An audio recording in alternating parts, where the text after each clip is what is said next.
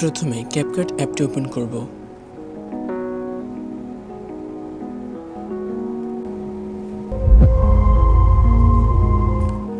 ওকে, ভিডিওটা ইম্পোর্ট করা হলে আমরা এখন নিচের এই অপশনগুলো থেকে চলে যাব ইফেক্টসে।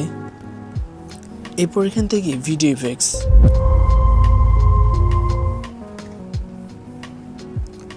দেন আমরা এই অপশনগুলো থেকে চলে যাব লেন্স। এরপর আমরা এখান থেকে স্পট ব্লার এই অপশনটা সিলেক্ট করব।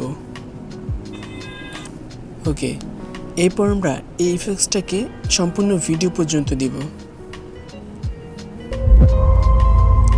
দেন এখন আমরা এই ইফেক্টসটার উপরে ট্যাপ করব, দেন এখান থেকে অ্যাডজাস্ট।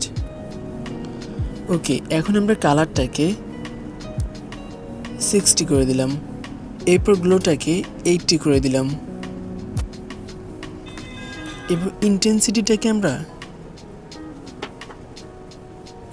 70 করে দিলাম। ওকে, এখন আমরা টিক মার্কে ট্যাপ করব।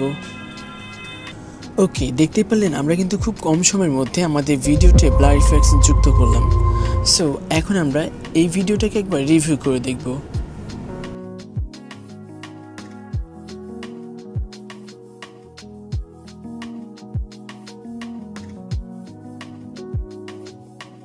ওকে, আমাদের ভিডিওটা কমপ্লিট। এখন আমরা এই ভিডিওটাকে সেভ করার জন্য উপরে এই সেভ আইকনটিতে ট্যাপ করব।